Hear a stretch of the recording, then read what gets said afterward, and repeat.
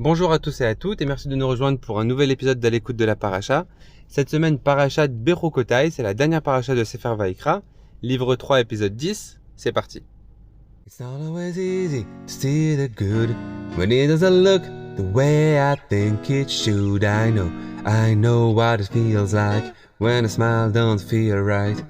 But even the stress of a million cares can't cover the blessings you put everywhere. It don't take rose-colored glasses to see the gold in the madness.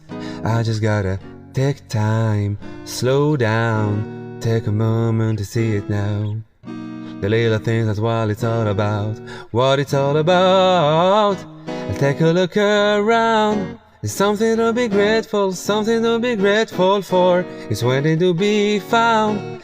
Underneath the surface, everything I'm searching for. Couldn't find it in me, but I found it in you. I'm learning to see, cause you're teaching me to take a look around. There's something to be grateful, something to be grateful, something to be grateful for. Grateful for, grateful for, grateful for. On pourrait résumer globalement les thèmes de la paracha de cette semaine de la façon suivante. Hachem nous dit voilà, si vous suivez mes règles, si vous suivez les règles du jeu, tout ira comme sur des roulettes. Et s'ensuit une liste de bénédictions. Si vous ne suivez pas mes règles, eh bien tout n'ira pas comme sur des roulettes. Et voici une liste de conséquences malheureuses qu'on appelle généralement malédictions, qui sont en fait une conséquence de nos actes, qui peuvent advenir. Et la fin de la paracha, et donc la fin du Sefer, est assez étonnante. C'est un sujet qui est peu connu, que moi j'ai un peu découvert cette semaine.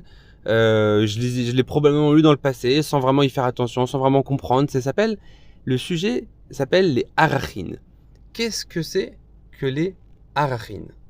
Une personne peut décider d'offrir un don au Beth Amikdash pour l'entretien du Beth Amikdash et de dire voilà, je vais donner au Beth Amikdash la valeur de ma personne au Beth Amikdash ou la valeur de telle autre personne au Beth Amikdash.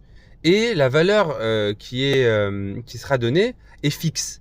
C'est-à-dire qu'on ne juge pas de la valeur vraiment d'une personne, mais il y a un tarif en fonction de l'âge et du sexe de la personne. Par exemple, un homme de plus de 60 ans va valoir tant de shkalim. Une femme de plus de 60 ans va valoir tant de shkalim. Mais toujours, il y a comme ça, en fonction de l'âge et du sexe, un tarif, que ce soit une personne importante, une personne pas importante. Je peux dire, je vais offrir la valeur de cet enfant au Beth Amikdash. C'est une façon de désigner la valeur que l'on veut donner au Beth Amikdash. Alors, quel est le lien entre ce passage-là? Pourquoi est-ce qu'il clôture Sefer Vayikra? Pourquoi est-ce qu'il clôture notre paracha? Quel est le lien avec les bénédictions et les malédictions juste avant? Y a-t-il un lien? Apparemment, oui. Apparemment, il y a un lien entre les arachin et les klalot.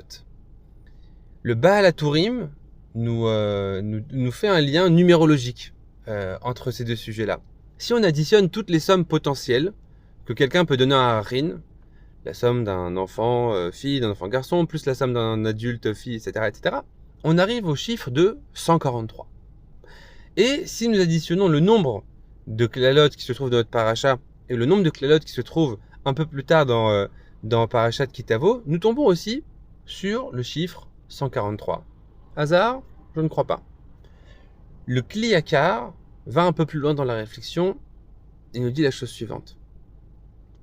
La nature humaine est faite de telle sorte que lorsque nous nous trouvons en période de menace, en période de danger, eh bien il y a un réveil de l'intérieur et on se retrouve tout à coup l'élan de donner à la tzedaka, de donner aux œuvres de charité, de soutenir notre voisin, de soutenir les plus démunis, de faire du chesed, pour augmenter nos mérites et pour augmenter aussi la protection qu'Hachem nous accordera en cette période de détresse et de menace.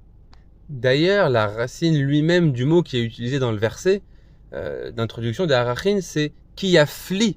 Quand quelqu'un voudra donner la arachin, qu'est-ce que c'est que ce mot yafli? Qu'est-ce que ça veut dire? La racine du mot, c'est pélé. P, lamed, aleph, qui veut dire aussi quelque chose d'extraordinaire. Sous-entendu, voilà, moi, je vais donner une somme d'argent, et toi, Hachem, en échange, tu vas faire pour moi un miracle. tu vas agir de façon extraordinaire avec moi pour me sauver d'une certaine situation, pour me préserver d'une certaine situation. C'est possible.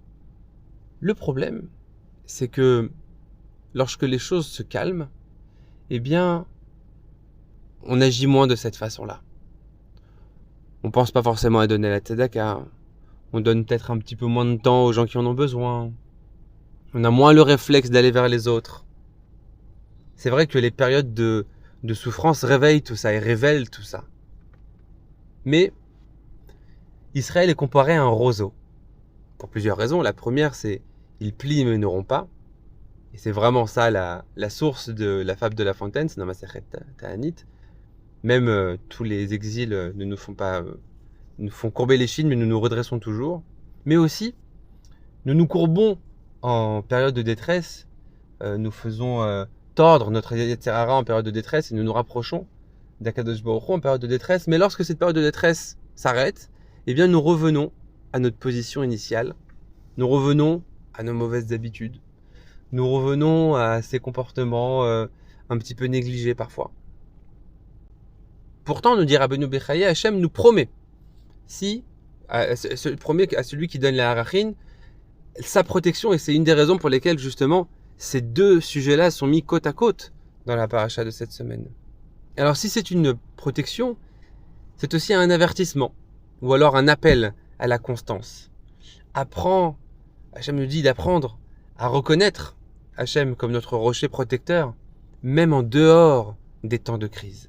Tu vois, les temps de crise sont là pour révéler ce qu'il y a au fond de toi, pour révéler vers qui tu t'accroches en temps de crise, vers qui tu peux te tourner, qui compte vraiment pour toi en temps de crise. Et donc prends-en l'exemple, même en temps qui n'est pas de crise. Et d'ailleurs, la fin de notre paracha, la dernière mitzvah, c'est l'avant-dernier verset, c'est Maaser Behemoth. Il y a une mitzvah de donner le Maaser, donc la dîme, 1/10 des bêtes. Et la façon de compter est importante. Je ne peux pas dire j'ai 100 bêtes, je vais prendre les 10 premières et je vais les donner au temple. Ça ne marche pas comme ça. Il faut les faire passer une par une devant soi et compter 1, 2, 3 jusqu'à 10 et on la met de côté. 1, 2, 3 jusqu'à 10 et on la met de côté. On n'a pas le droit de faire un choix dans les bêtes, que ce soit pour donner les meilleures ou que ce soit pour donner les moins bonnes. C'est écrit Lo yevaker ben tov lara. Tu ne feras pas de distinction, que ce soit pour le bien ou pour le moins bien. Il faut compter 10 et ce qui tombe, Maché Yotse, Animeroté, comme on dit en hébreu. Ce qui sort, je suis content. C'est une façon de nous dire Hachem veut que tu lui apprennes à lui donner, que ce soit pour le bien ou que ce soit pour le moins bien. Que ce soit dans des périodes où tu es bien, que dans des périodes où tu es en détresse. Voilà pourquoi la paracha des Harachin jouxte celle des malédictions. Oui, en période de détresse, tu peux faire appel à Hachem, tu peux faire des dons au Beth Amikdash, tu peux donner de ton argent et de ta personne pour bénéficier d'une protection. Mais c'est aussi pour te rappeler qui te protège et te rappeler de lui aussi lorsque tu n'es pas en période de détresse. Merci de m'avoir écouté. Rendez-vous la semaine prochaine pour le début de Sefer Bamidbar. Shabbat Shalom. It's not always easy to see the good when it doesn't look the way I think it should. I know what it feels like when a smile don't feel right. But even the stress of a million cares can't cover the blessings you put everywhere. It don't take rose-colored glasses to see the gold in the madness. I just gotta take time, slow down, take a moment to see it now. The little things, that's what it's all about. What it's all about. I'll take a look around. It's something to be grateful, something to be grateful for. It's waiting to be found. Underneath the surface, everything I'm searching for. Couldn't find it in me, but I found it in you. I'm learning to see, cause you're teaching me to. Take a look around. There's something to be grateful, something to be grateful, something to be grateful for. Grateful for. Grateful for. Grateful for.